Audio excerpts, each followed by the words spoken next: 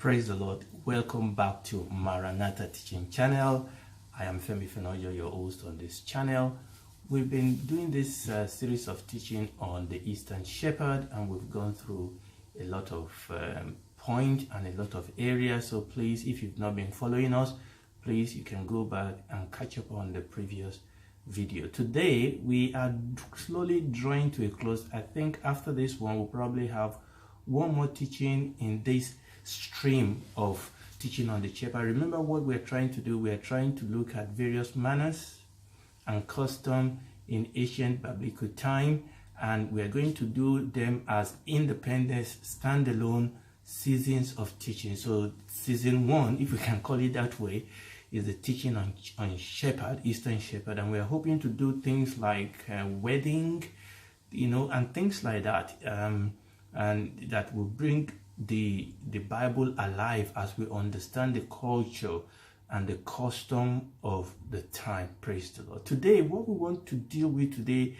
is we want to look at the sheep product, okay? Because when you read the Bible, you will come across one or two things that deals with the sheep product, and I thought that we should quickly mention that before we start rounding things up. Now, one of the things we need to understand is that unlike Western sheep and our modern day sheep, sheep in the time of Israel are more primarily raised for the product that they give. Now, they do eat them, they eat meat, mutton and things like that, but primarily, the primary reason why people keep sheep primarily is actually because of the product that comes from the sheep. I mean, obviously, they use them also in sacrifice. Like I said, they do eat meat, but the major primary commercial reason why people keep sheep is because of the sheep product. And I think the first one we have to deal with is really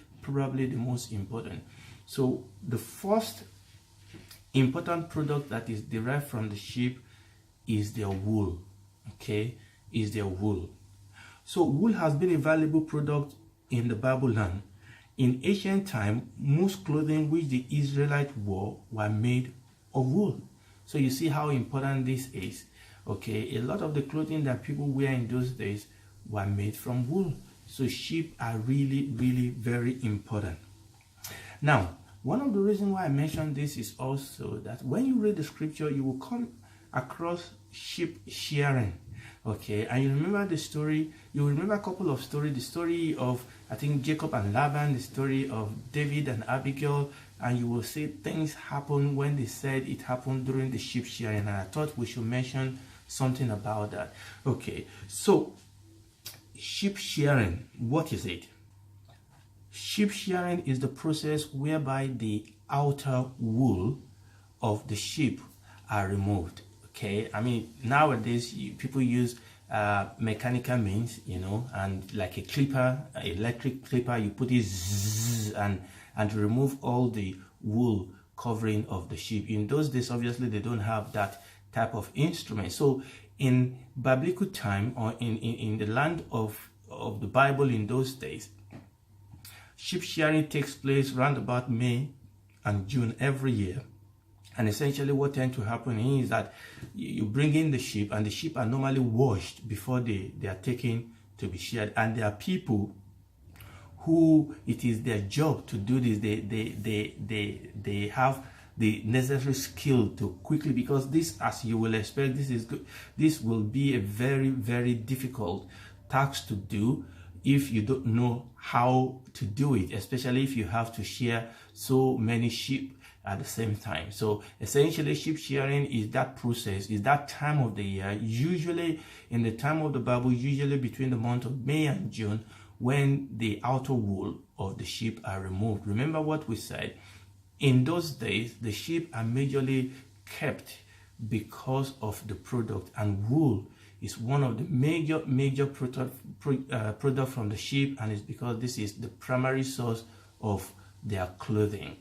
Praise the Lord. Now, one of the things I really want to bring out here, particularly with respect to our understanding the scripture, is that when you read the scripture, one of the things that come to mind is that couple the few number of times that sheep shearing is mentioned in scripture, some particular peculiar things seems to have taken place, and I just want to mention that. Okay, so when you look at biblical text, we will see that there were some peculiar characteristics that happened in each of the 4 appearances of sheep shearing in the Bible. Jacob, in Genesis chapter 31, Jacob take what rightfully belonged to him for tending Laban's flock during the time of shearing of sheep. Number 2, Tamar. You remember Tamar? The woman that Judah didn't want to give to the last son. So Tamar lures Judah into sexual encounter to secure a rightful place in Genesis chapter 38, and it was during this period of sheep shearing. David, you remember David when he wanted to seek compensation from neighbor for protecting his flock. It was during the sheep shearing that David requested that payback from neighbor, which neighbor obviously rejected, but for the for Abigail stepping in to redeem that situation. And lastly, last but not the least, you remember Absalom, when Absalom killed his brother Amnon for raping his sister Tamar in 2 Samuel chapter 13. It was during the time of the sheep shearing that actually that happened. So when we examine all the texts in the scripture that deal with the sheep shearing, we will understand that it reveals that in ancient history, it's not just about removing the wool. It is characterized by feasting and heavy drinking and dancing, and unfortunately, it's also characterized by people settling old score. So I just want to bring that out when you read the scripture, and you will notice the reason why all these incidents seems to have occurred during the time of sheep shearing. It's not just removing the wool. That is the primary thing that takes place then, but there is a lot of celebration, there's a lot of drinking and festivity that takes place at that time, and also people use it as an opportunity to settle old score. Praise the Lord. The second product that we need to talk about are the sheepskin, obviously. And we did say the wool are used for clothing, but also sheepskin are also used to make outer coat. All right. So from ancient time to modern day, it has often been customary for people to make for themselves coat out of the skin of sheep, with the wool still adhering to the skin. So we need to understand that the skin of the sheep can be tanned and used as leather, though the literature tells us that the skin of the goat is superior for making this type of leather and coat than that of the sheep. But the skin of the sheep are often used also. Praise the Lord. The Bible talks about people wandering about in sheepskin. Praise the Lord. So we go on to the next product, and that is when they use the sheep for meat or for sacrificial purpose. Remember, I did say that the Oriental people did not primarily keep sheep because of their meat, but they still use them for meat. But more importantly, especially in Bible time, is that sheep are kept for sacrificial purposes. So sheep were used in Bible times more than any other animal for sacrificial purposes. So a young male lamb was used in most cases as a thanksgiving offering, as atonement for transgression, or as redemption of a more valuable animal. So the offering of the Passover lamb, we talked about that when we were dealing with our Eastern, when we did Easter teaching. So all these lamb are used in all these sacrifices. Obviously, the Bible always gives peculiar characteristics and instruction with respect to the type of lamb that can be used. I'm not going to go into all that. It suffices to say that this is one of the product, this is one of the main use of sheep in those days. So we can talk about what type of sheep it must be, how old it must be, when it must be done, but we are not dealing with that today. Praise the Lord. Another product from the sheep in ancient time is for their milk. Milk from the sheep is especially rich and in Orient it is considered to be of more value than that of the cattle. Milk is seldom drunk in its fresh condition, but rather it is made into leaven or into cheese. So that is very, very important. So that is one of the major products. Another product that comes from sheep is the ram's horn. The ram's horn. The horn of rams are considered to be of great value. In many Western lands, growers of the sheep have endeavored to develop a hornless breed, but in the East, the horn are thought of as an important part of the animals.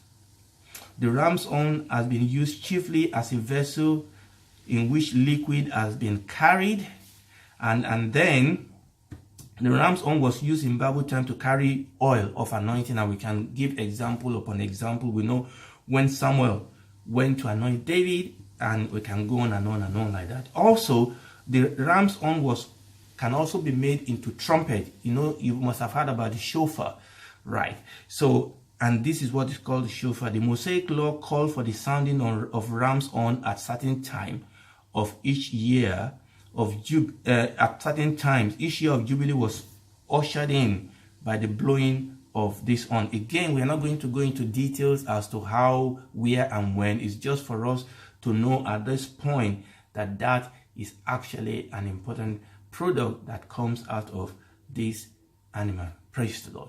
So we are going to round up there. I'm just going to mention one thing is we've talked about sheep, but generally sheep is not the only animal that are kept in those days. They also keep goat, and the Bible usually talks about the difference between a sheep and a goat.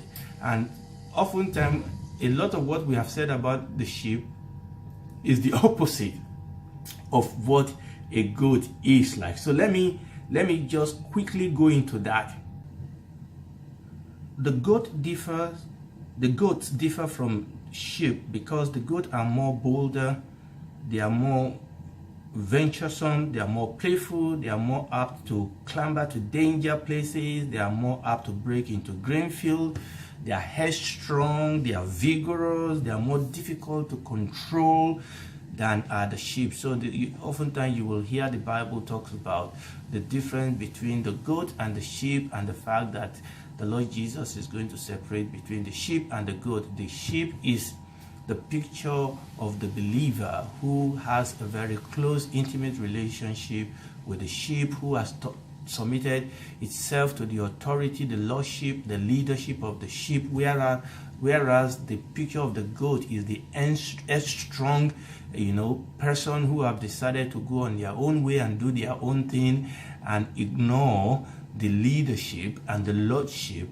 of the shepherd. So I just thought it's better for us to mention that before we wrap up this our teaching today. So I think I'm going to stop there today. Thank you so much being part of this teaching today. We are going to have one more teaching after this, and I'm going to use that to kind of summarize what we have done so far, and hopefully I'm believing that this will have been a great and tremendous blessing to you. It has definitely been to me. So join me next time on Maranatha Teaching Channel. God bless you.